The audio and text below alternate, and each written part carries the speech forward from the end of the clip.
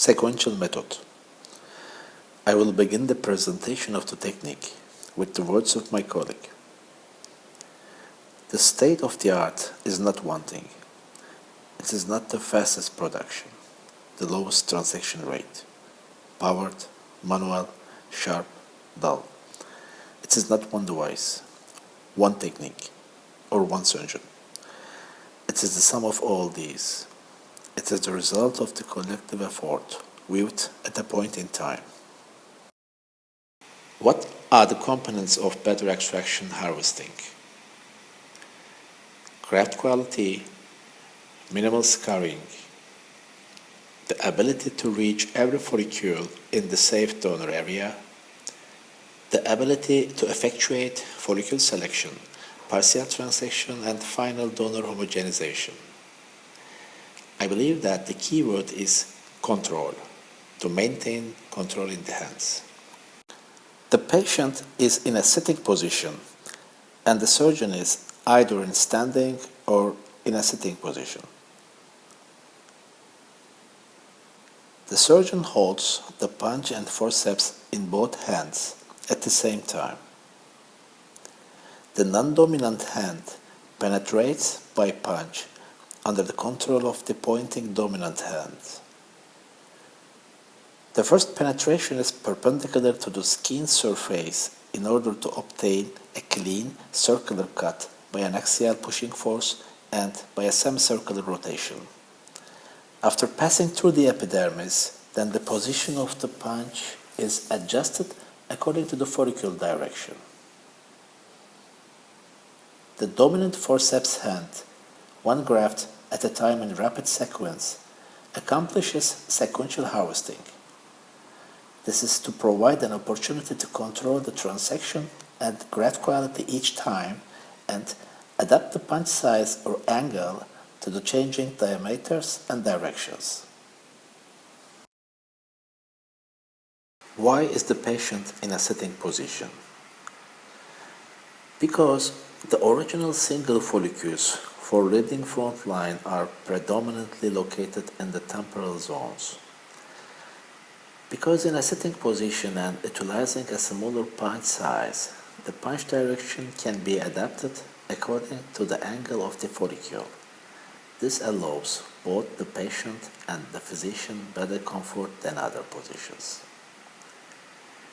In the synchronized video, it is evident that the follicles are sometimes at different angles.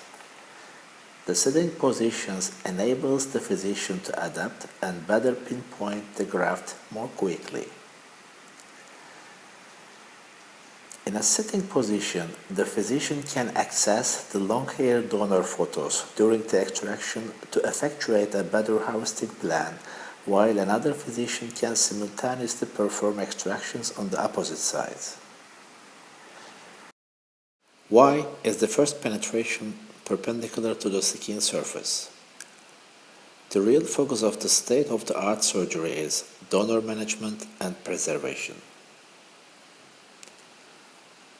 Attempts are being made by all to minimize punch diameters without damaging graft quality, thus creating smaller scars in the donor area. If penetrations occur at a perpendicular angle to the skin surface, the smallest perfect circle cut is obtained within the boundaries of the punch size used. Angle changes incur an elliptical scar. As you can see in the animation, according to your penetration angle, you will get a bigger scar than a circle.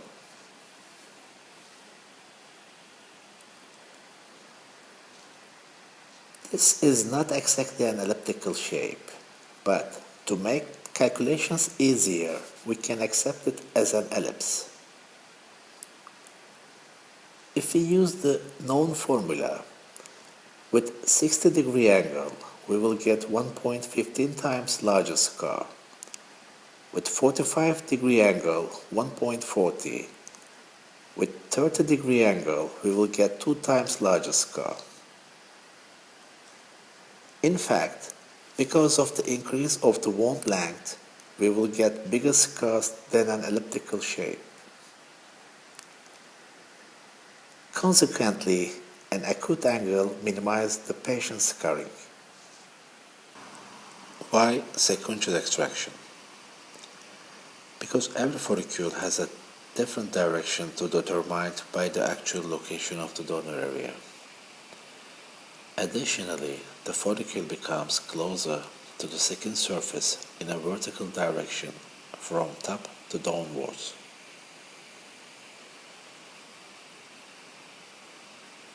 If a transaction rate or graft quality is to be properly controlled, then the best method to accomplish this is to check each and every graft after each penetration.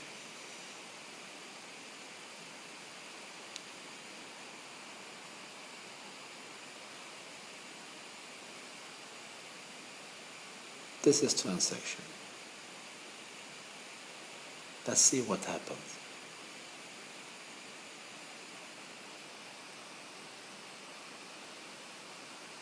Once a transaction has been established, the penetration angle of the punch can be adapted easily.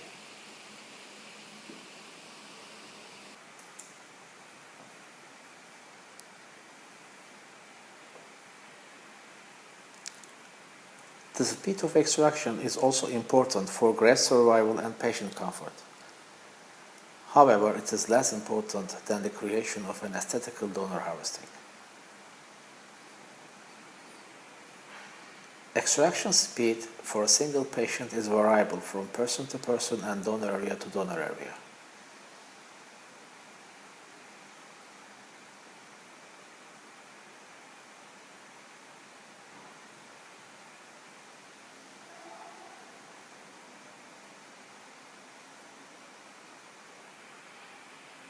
Even with the same patient, it's not possible to keep the same speed during the harvesting.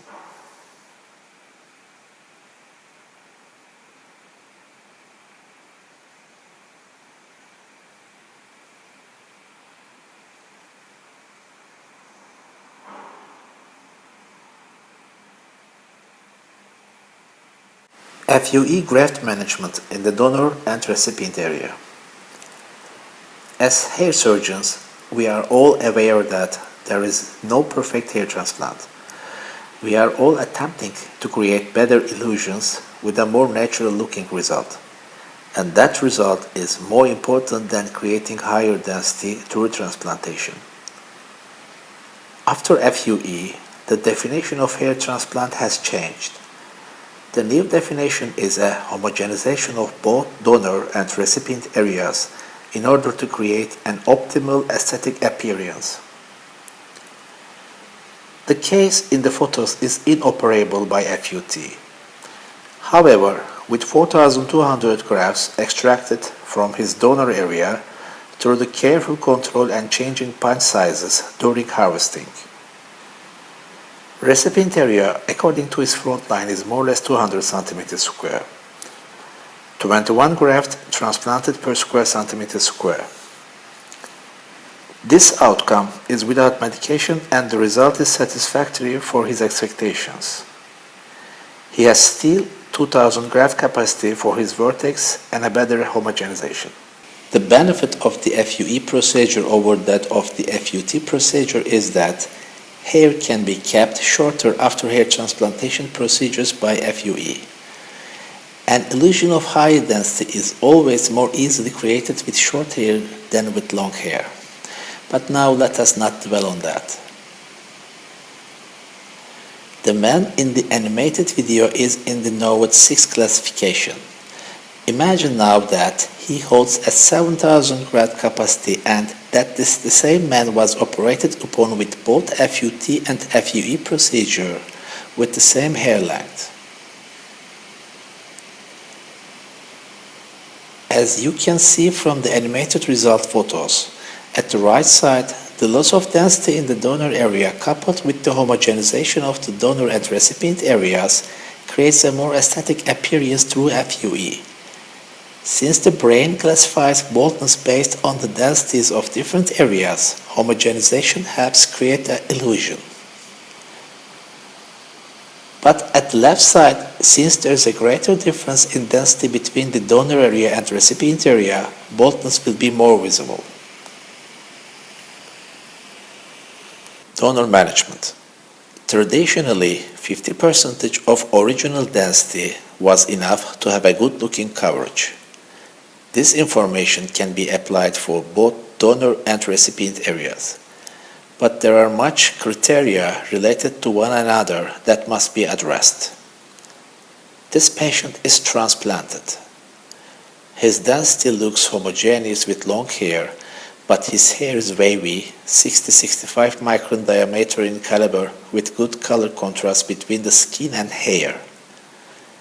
When we have shaved his hair shorter, you can see the density of transplanted portion 45 follicular unit per square centimeter, but original density is 100. So when evaluating a donor area, the same criteria can be applied.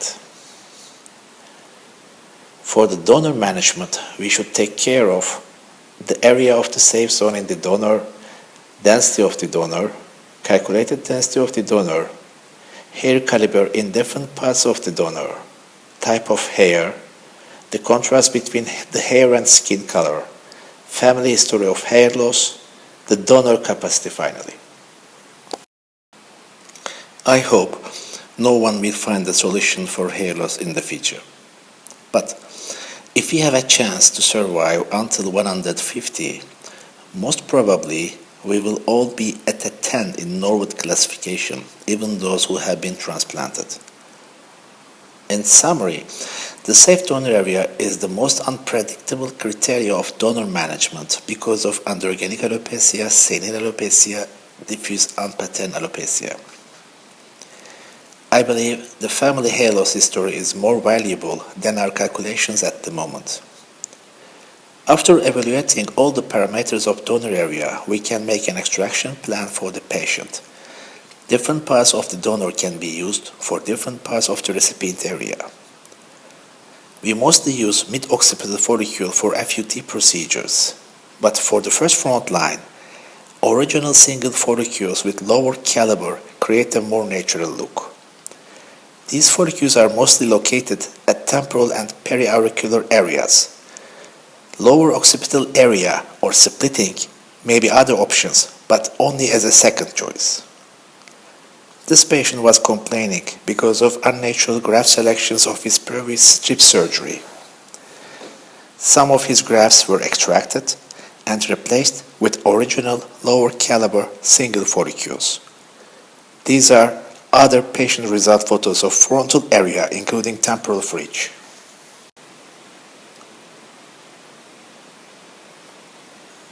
Transection rate is not a criteria for a satisfactory result in the recipient area.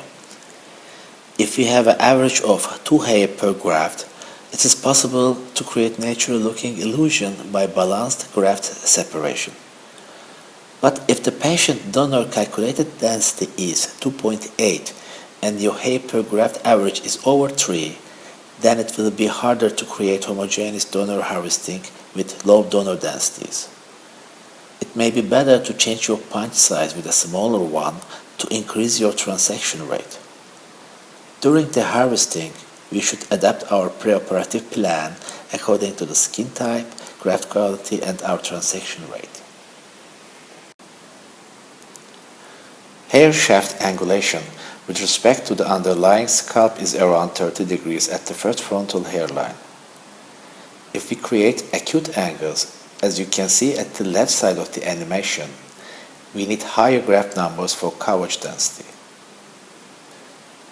I prefer coronal-oriented incisions with 0.1 mm bigger blades than extraction punch sizes. Mostly, 300 to 600 single hair follicle graft is enough for the front line area. One of the main points is every graft has its implantation site. During the replacement, we should take care to use the same direction of the follicle as in the donor site position.